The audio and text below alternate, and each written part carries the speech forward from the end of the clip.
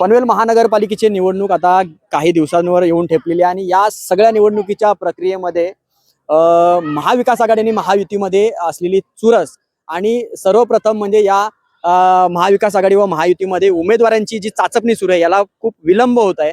अनेक सोशल मीडियाच्या माध्यमातून या सगळ्या प्रश्नांवर भाष्य केले जाते। नेमके कुठल्या प्रभागातनं कोणता उमेदवार निवडणूक लढवणार हे देखील फिक्स नाही। जे संभाव्य उमेदवार आहेत त्यांचं देखील टाइमवर वेळेवर तिकीट कापलं जाऊ शकतं अशी देखील शक्यता वर्तवली जाते। या सगळ्या याच्यावर भाष्य करण्यासाठी आज कळंबोलीतील काही पत्रकार आपल्याशी आज या संदर्भात बातचीत करणार आहेत। माझ्यासोबत आज आहेत कळंबोलीतील ज्येष्ठ पत्रकार दीपक घोसाळकर तसेच ज्येष्ठ पत्रकार विकास पाटील यांच्याशी आपण थेट संवाद साधूया। सर्वप्रथम लढवय्या रोखोकमध्ये आपलं स्वागत। आपण नेहमी पत्रकारिता करत असताना अनेक समस्यांना खऱ्या अर्थाने आपण तोंड देत असतो। आपण ग्राउंड लेवलवर ही सगळी पत्रकारिता करत असतो आणि मग पॉझिटिव्ह बाजू आणि निगेटिव्ह बाजू या दोघांचा अभ्यास करताना या पनवेल महानगरपालिकेच्या निवडणुकीकडे कसं बघता आपण? आता पनवेल महानगरपालिकेची जी निवडणूक आहे ही बऱ्याच कालावधीनंतर आपल्या कार्यकर्त्यांच्या नशिबी आलेली खरं म्हणावं लागेल। कारण 8 वर्षाच्या कालावधीनंतर पनवेलची महापालिका होत आहे। प्रथम झालेली महापालिकेची निवडणूक आणि आत्ताच्या निवडणुकीमध्ये खूप अंतर आहे। त्यावेळेला शिवसेना एकसंघ होती, राष्ट्रवादी काँग्रेस एकसंघ होती। आत्ताच्या वेळेला राष्ट्रवादीचे 2 तट झालेत, शिवसेनेचे 2 तट झालेत आणि इच्छुकांची संख्याही प्रचंड आहे। आणि मोठा कालावधी गेला इलेक्शनमध्ये निवडणूक डिक्लेअर करण्यामध्ये। त्याच्यामुळे वेगवेगळ्या पद्धतीचे जे कार्यकर्ते आहेत की ज्यांनी समाजामध्ये काम केले ते सर्वजण बाशिंग बांधून तयार आहेत की आम्हाला कधी निवडणुकीमध्ये उभं राहता येईल। मी पक्षाचं काम केलेलं आहे आणि कोरोना काळामध्ये ज्या विविध पक्षांनी, सामाजिक संस्थांनी, काहींची मंडळं आहेत त्यांनी जी कामं केलेली आहेत त्याचा जो इम्पॅक्ट आता लोक हाताशी धरून म्हणतात की नाही मला उमेदवारी मिळायला पाहिजे।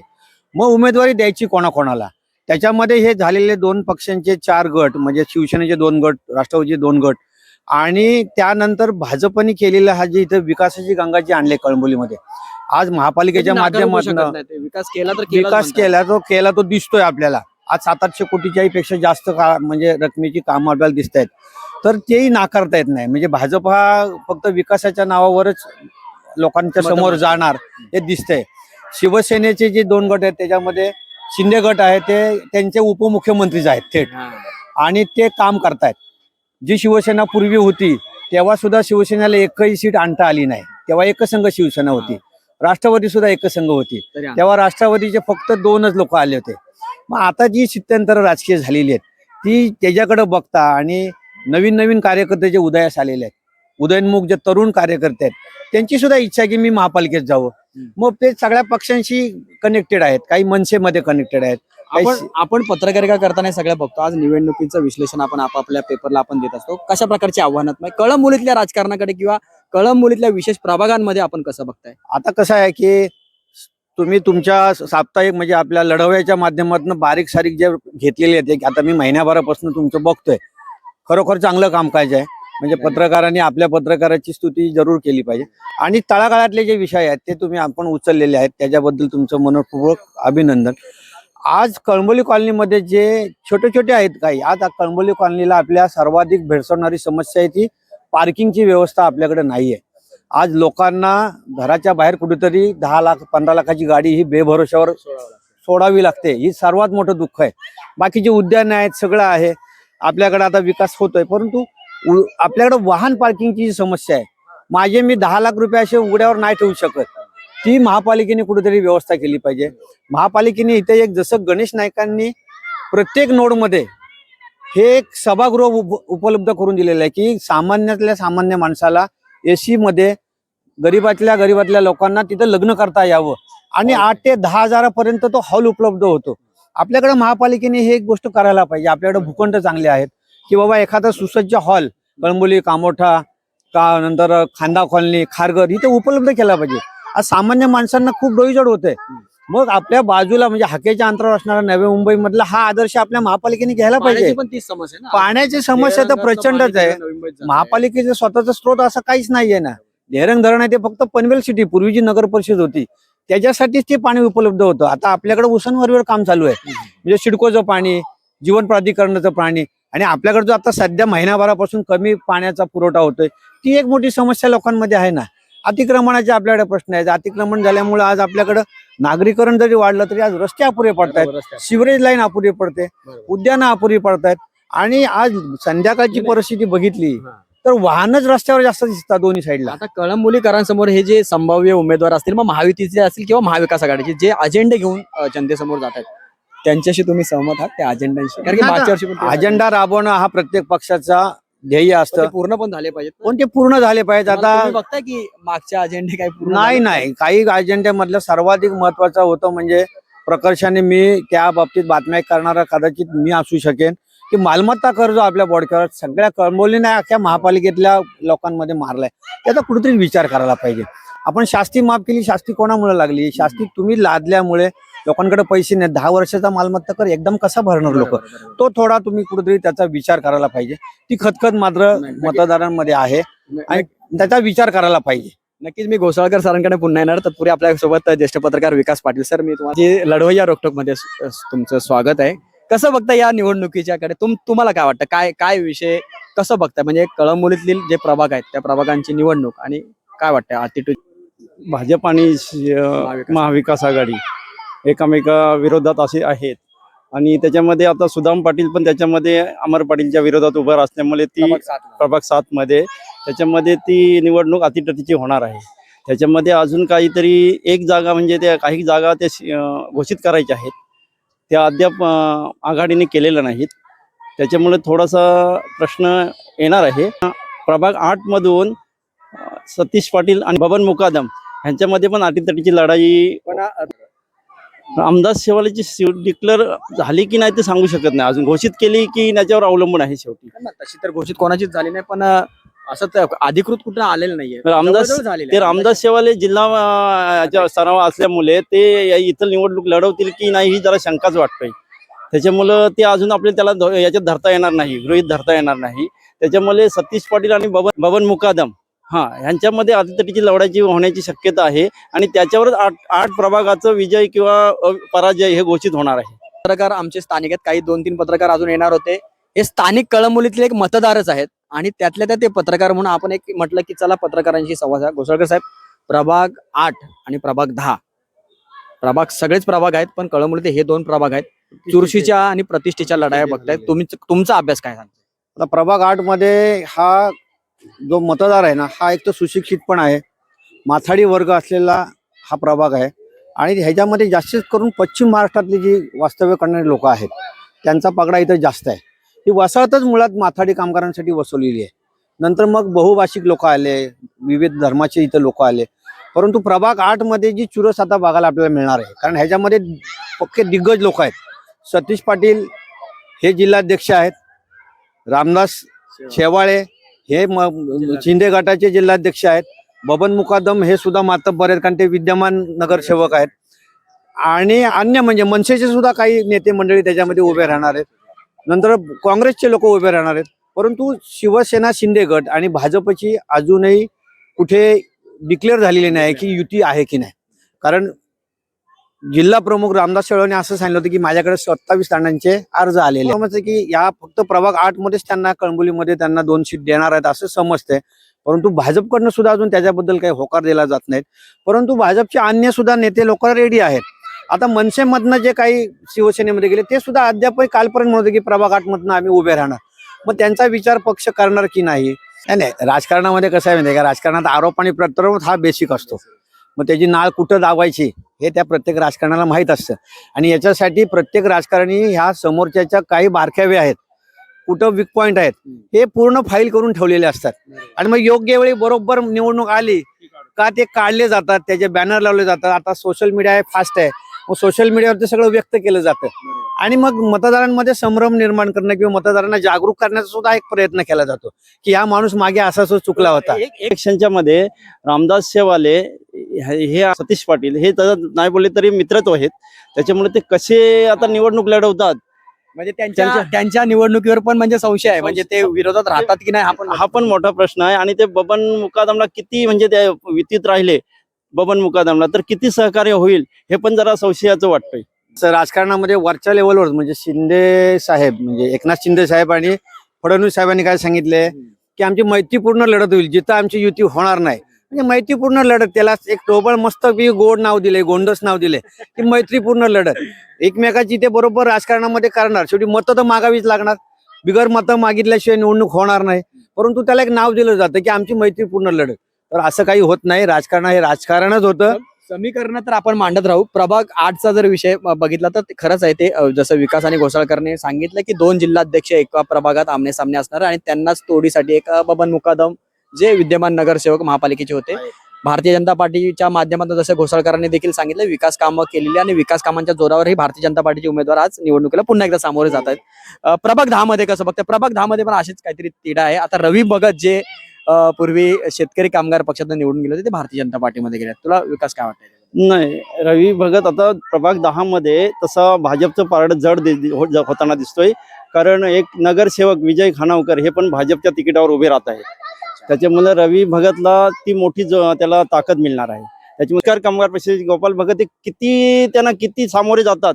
तुम्हाला वाटतं गोपाळ भगत प्रभाग 10 मध्ये लढवतील? गोपाल भगत रवी भगतना पाडण्यास म्हणजे त्यांना हे करण्यासाठी शेका पक्षाचे आमदार बालाराम पाटील हे गोपाल भगत यांनाच तिकीट उभे करणार आहेत. त्याच्यामुळं रवी भगत आणि गोपाल भगत यांच्यामध्ये अटीतटीची लढाई होईल. पण त्यांना विजय खानावकरची थोडी साथ मिळाली तर गोपाल भगतला थोडं महाग जाईल असं आम्हाला तरी वाटतंय. सगळं तुम्हाला काय वाटतं प्रभाग 10 मध्ये? नाही, प्रभाग 10 मध्ये कसं आहे, तिथे 2 विद्यमान आमदार म्हणजे जे नगरसेवक आहेत ते भाजपमध्ये दाखल झाले. परंतु विजय खानावकर आणि रवी भगत, विजय खानावकर हे राष्ट्रवादी काँग्रेसमध्ये पूर्वी आता होते. त्यांचं अजून डिक्लेअर नाही झालं नेमकं. नाही, पण आता लोकांमध्ये एक मेसेज तर गेलाय की आणि ती मोठी प्रचार करतात ते प्रभाग. प्रचार करतायत. रवी भगत आणि विजय खानावकरांचा ग्रास लेवलला संपर्क आहे. म्हणजे लोकांशी डायरेक्ट नाळ त्यांची जोडलेली आहे आणि त्या दोघांची जर एकत्र मजबूत झाली ते तर परंतु तिथं जे भाजपने अगोदर काही लोकांना जे तिकीट देण्याचं आश्वासन दिलेलं आहे तर ती नाराजी पण होऊ शकते. आणि आता अशोक मोठे हे गेल्या जवळजवळ 5-6 वर्षापासून मेहनत घेत आहेत त्या वॉर्डामध्ये उभं राहण्यासाठी. मग त्यांनी विचार असं म्हटलं होतं की भले मला नाही दिलं तर माझ्या मिसेसला तरी तिथं तिकीट मिळावं. परंतु आता जर ही 2 शक्ती जर एकत्र आल्या त्या प्रभागामध्ये, कारण विजय खानावकर आणि रवी शेठ भगत यांचं काम आहे तिथे. आता शेवटी पक्ष लेवलला आणि पक्ष सुद्धा आहे ना, पक्षाची बांधिलकी ही कार्यकर्ते पाळत असतात. पण शेवटी अजूनही 2 तारीख ही लास्ट आहे. 2 तारखेपर्यंत काय काय स्थित्यंतर होतील. कामगार पक्षाच्या सरस्वतीताई कातारा पण विकास यावेळी त्या निवडणूक पण लढवून भाजपमध्ये भाजपमध्ये गेले. त्यांना जर तिकीट दिलं तरी त्यांना ते पोषक असेल वातावरण. हो, त्यांना पोषक वातावरण असेल. पण आमदार बालाराम पाटील ह्यांनी त्यांना पाडण्यासाठी कुठल्याही प्रयत्न करणार आहेत एवढं मात्र नक्की. हे खूप नाही, आता कसं आहे की शेका पक्षामध्ये पूर्वी जे निवडून आले, शेका पक्षांनी आपल्या पक्षाची ताकद त्यावेळेला त्यांच्या पाठीशी लावली होती, त्यावेळेला ते निवडून आले होते. पण अचानक काही त्यांच्या कारणामुळे किंवा विकासाच्या एक ढोबळ कारणामुळे जर ते भाजप पक्षामध्ये गेले असतील तर शेका पक्षाची ताकद इथली आपल्याला नाकारता येणार नाही. सायलेंट किलर जो शेका पक्षाचा मतदार आहे ना तो आहेच की, म्हणजे तो कुठं कसा मतदान करेल ह्याचं सांगता येत नाही. परंतु त्या प्रभागामध्ये विजय खानावकर आणि हे रवी शेठ भगत हे दोघं जण एकत्र आल्यामुळे त्यांची जी पक्ष मतविभाजन होणार नाही. तरी पण आता विजय खानावकर आणि रवी शेठ भगत एकाच गावातले असल्यामुळे त्यांना सामना करणे थोडं शेका पक्षाला मुश्किल होणार आहे.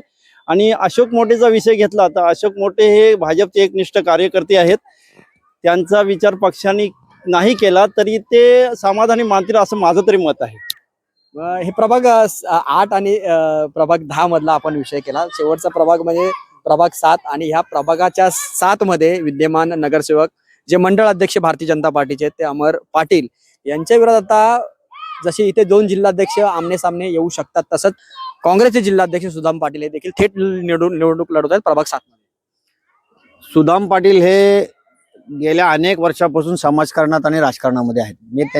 त्यांनी अनेक लोकांनी पक्ष बदलले. वडील पूर्वी म्हणजे ज्या वेळेला शेका पक्षाचं प्राबल्य असताना सुद्धा काँग्रेस पक्षात राहून इथं काँग्रेस पक्षाचा झेंडा त्यांनी कायम ठेवलेला होता आणि त्यांच्या त्या काँग्रेसच्या विचारसरणीमध्ये सुदाम पाटील हे वाढलेले आहेत आणि ते काम करतायत. आणि अमर पाटील आहेत, हे अमर पाटीलांनी सुद्धा पक्षाच्या माध्यमातून त्या भागामध्ये काम केलेलं आहे आणि आता ते मंडल अध्यक्ष आहेत. त्याच्यामुळे पक्षाची जबाबदारी लक्ष जास्त आहे. आणि लक्षही त्यांच्याकडे आहे. आणि त्यांनी महापालिकेच्या माध्यमातून, कारण ते स्थायी समितीचे अध्यक्ष सुद्धा होते, सभापती होते, त्यामुळे त्या माध्यमातून त्या प्रभागामध्ये आणि संपूर्ण कोळंबोलीमध्ये जी काही विकास कामं केली आहेत त्या विकास कामाच्या जोरावरती ते पुन्हा निवडणुकीला सामोरे जातील असं काय वाटतं. वाटतं एकंदरीत कौल काय वाटतं? परंतु सुदाम पाटील सुद्धा तितक्याच तोडीचे ते आहेत, ताकदीचे आहेत, कारण दोघंही एकाच गावातले आहेत, रोडपाली गावातले आहेत. हे दोघंही मातब्बर उमेदवार आहेत आणि गावामधनं कोणाला जास्त किती पाठिंबा मिळतोय, कारण शेवटी गावकरी तो रावकरी. बरोबर. त्यामुळे गावातनं ज्याला, कारण कॉलनीमध्ये कसं संभ्रम मतदान आहे, म्हणजे संमिश्र मतदान आहे. हिंदू, मुस्लिम, ख्रिश्चन, मारवाडी, गुजराती, अमराठी, सगळे शीख समाजाचे लोक, असं आपलं बहुभाषिक बहुवर्गीय आपला हा पाठीची होईल लढाई? अतितटीची निश्चित होईल. कारण पूर्वीसारखी आता होणार नाही, कारण हलक्यात घेऊन जमणार नाही. हलक्यात कसं आहे, शेवटी प्रत्येक कार्यकर्ता असतो तो त्याच्या पटीने तो मेहनत घेणारच, मी कसा निवडून येईल. या कळमनुरीच्या संपूर्ण राजकारणामध्ये आत्माराम पाटील यांची जी विकास आघाडी आहे, आत्माराम पाटलांचा जो गट आहे तो जर कळमनुरी विकास आघाडी जर ती ताकदीने उतरली तर काय वाटतं कुठे फटका बसू शकतो?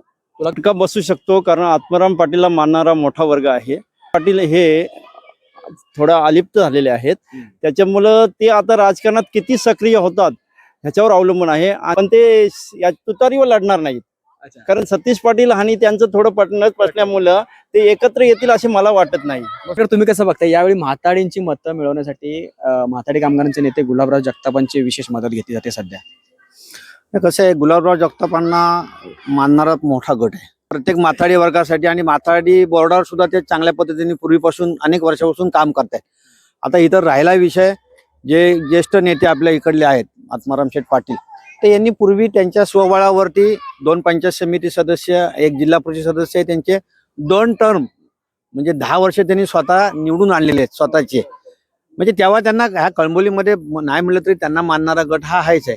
फक्त आता कसं आहे की नेमकी युती कोणाकोणाची होते. आता राष्ट्रवादीचे 2 गट आहेत, या 2 गटांना भाजप किती जवळ करते, म्हणजे भाजपच्या बरोबर अजितदादा पवार आहेत, इथे अजित पवार गटाला किती हे दिलं जाते, संधी दिली जाते, त्याच्यावर सुद्धा इथले लोक अवलंबून आहेत. आणि महाविकास आघाडीमध्ये म्हणजे जे आहे काँग्रेस, आणि यांच्यामध्ये सुद्धा शरद पवार गटाला किती तिकीट दिल्या जात आहेत, त्याच्यावर पण तिढा आहे ना. म्हणजे ते शेवटी त्यांचं हे मागणारच ना. किती दिवसात ही गणित सुटतील महाविकास आघाडी महायुती? 2 दिवसामध्ये त्यांना सोडावे लागतील, कारण तिकीट म्हणजे भरण्याची जी फॉर्म भरण्याची जी तारीख आहे याच्या अगोदर, आता भले काही जरी झालं, पक्षांनी किती जरी आपल्याला तिकीट नाही दिलं किंवा काय केलं तरी, ज्यांना उभं राहायचे त्यांनी त्यांची सगळी कागदपत्र तयारी ही पूर्ण केलेली आहे. म्हणजे ज्या काही महापालिकेकडनं काही कागदपत्र लागतात, ज्या एनओसी लागतात, मग भले काही जणांनी म्हणजे आम्ही विचारलं तर भले जाचक मालमत्ता कर असू दे, पण भरलाय मी. मालमत्ता कराच्या साठी ज्या भाजपमधनं निलंगा करडे निवडून आले.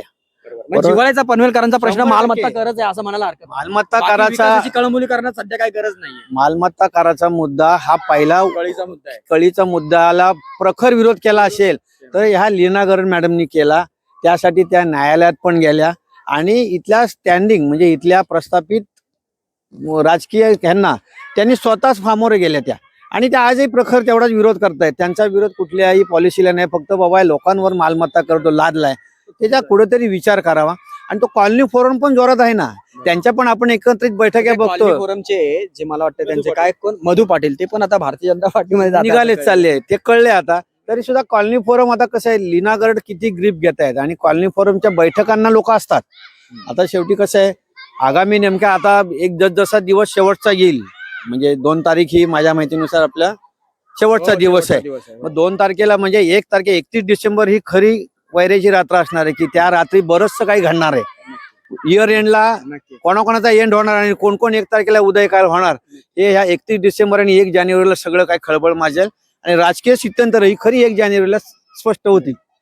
या ठिकाणी पनवेलला 2 आमदार सुदैवाने लाभलेले आहेत, कारण की पनवेलचा विकास तितक्या जलद गतीने व्हावा हाच त्याच्या मागचा एक उद्देश असावा. विक्रांत पाटलांच्या भूमिका. विक्रांत पाटील हे एक प्रभावी नेतृत्व आपल्या पनवेलला लाभलेलं आहे. म्हणजे विधान परिषदेचे आमदार म्हणून आपल्याला जे डायरेक्ट थेट राज्यपालांकडून नियुक्ती केलेलं हे तरुण आणि उमदर नेतृत्व आहे. आता नुकतंच त्यांनी त्यांच्या घेतलेल्या पत्रकार परिषदेत त्यांनी दाखवून दिले की तब्बल 251 3 अधिवेशनांमधनं प्रश्न मांडून हे पनवेलचे 1984 पासूनचे जे काही प्रलंबित प्रश्न होते ते मांडले. त्यामुळे विक्रांत पाटलांचा इम्पॅक्ट ह्या पनवेल महापालिकेच्या जडणघडणीमध्ये तिकीट देण्याच्या वेळेला सुद्धा त्यांना म्हात्रेंचं पण तेच आहे. मग त्यांचे जे उमेदवार त्यांच्यासोबत कार्य करण्याची फळी आहे, त्यांच्या पण उमेदवारीचा विचार केला जाईल करावा लागेल. कारण प्रीतम म्हात्रे सुद्धा हे मोठं नेतृत्व आहे, कारण त्यांनी पनवेल महापालिकेचं विरोधी पक्ष नेता हे पद भूषवलेलं आहे. आणि काही गोष्टींना ठराविक म्हणजे काही गोष्टींना त्यांनी कडक भूमिका त्यांनी केलीच होती, परंतु काही त्यांना विचारसरणी नंतर ते भाजपमध्ये दाखल झालेत, परंतु त्यांनी सुद्धा त्यांना कशी मानणारा काय गट आहे. भारतीय जनता पार्टी ही पोकळी कशी काय भरून काढणार? कारण नाही, महायुतीला पण विश्वासात घ्यायचं आणि मग ह्या गटाला पण विश्वासात घ्यायचं. आता शेवटी पक्षालाही तारेवरची कसरत करावी लागणार आहे, कारण अनेक इच्छुक आहेत. तिकीट 78 सीट आहेत, तिकीट 78 लोकांना द्यायचे आहेत, परंतु जर जास्तीत आता प्रभावी म्हणून त्यांनी त्यांची कसोटी लावली होती, त्यांच्या मुलाखती घेतल्या, त्यांना पेपर दिले होते उमेदवारांना, त्याच्यामध्ये जे पास झाले त्या निकषामध्ये बसले, त्यांनी त्यांच्या मुलाखती घेऊन त्यांना सांगितलेले, काहींना वेट अँड वॉच करायला सांगितले. म्हणजे भारतीय जनता पक्षाने ती जी नियमावली आखलेली ती काटेकोरपणे केलेली आहे. तुम्हाला काय वाटतं? नाही, तसं बघितलं तर विक्रांत पाटील यांना विचारात घ्यावं लागेल. कारण पनवेलमध्ये भाजप राहिला तो बाळासाहेब पाटला यांच्यामुळे राहिलाय.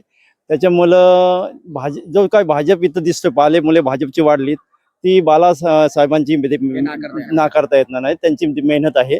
त्याच्यामुळे विक्रांत पाटील यांना विचारात घेऊनच ही निवडणूक लढवावी लागेल, एवढं मला वाटतं. आता शेवटचं दोघांना एक प्रश्न आहे, महाविकास आघाडी आणि महायुतीला किती जागा भेटतील या महापालिकेत? आता जोपर्यंत चित्र एक आपला अभ्यास, कारण नाही, जर पत्रकार बोलतो तर पूर्ण गेल्या वेळेला भाजप एक हाती रडली आणि भाजपने 51 सीट आणल्या होत्या आणि त्यावेळेला तुल्यबळ असं शेका पक्षांनी 22 जागा मिळवल्या होत्या. राष्ट्रवादीला 2 मिळाल्या होत्या आणि काँग्रेसला 2 मिळाल्या होत्या. शिवसेनेला खातंही उघडता आलं नव्हतं.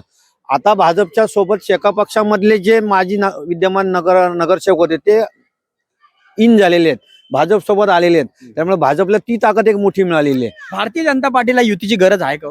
खरं बघायला गेलं तर नकोच आहे. म्हणजे अनेक लोकांचे पक्ष दबक्या आवाजामध्ये तर भाजपमधले ज्येष्ठ लोक म्हणतात की आपण स्वबळावर लढू आणि आपले जे कार्यकर्ते काम केले, ज्यांनी 7, 8, 10 वर्षापासून काम केले, त्यांना तिकीट देऊ आणि भले, परंतु विकासाच्या मुद्द्यावरती ही निवडणूक लढवली जाईल. परंतु भाजपने स्वबळावर लढलं तरी काही हरकत नाही, कारण तेवढं त्यांनी काम केलेलं आहे. किती सीटा येतील तुम्हाला वाटतं? किती भारतीय जनता महाविकास आघाडीचं खरंच महाविकास आघाडीकडे लक्ष आहे, तुम्हाला वाटतं किती सीटांवर? आता तसं बघायला गेलं तर मागच्यापेक्षा निश्चितच यावेळेला भाजप जास्त सीट घेईल असं वाटतंय, कारण केलेली विकासाची कामं गेल्या महायुतीच्या धरून का फक्त भाजपच्याच येतील. 50च्या पुढं भाजप 100% राखेल. मित्र पक्षाचे जे आहेत. नाही, अजून भाजप सोबत जे आता शेका पक्षातून आलेले आहेत, म्हणजे कदाचित 60-65च्या पुढे भाजप जाईल.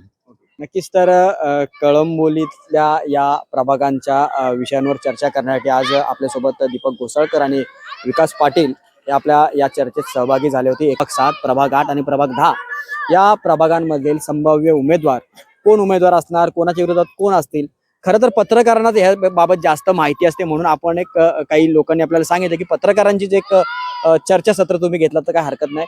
ही चर्चासत्र तुम्हाला कसं वाटलं, तुमच्या प्रतिक्रिया किंवा याच्या बाबत तुम्हाला अजून काय आम्हाला तळागाळात जाऊन कोणत्या प्रश्नांवर आवाज उठवला पाहिजे निवडणुकीच्या अनुषंगाने तुम्ही नक्की सांगा, आम्ही तो प्रयत्न करू.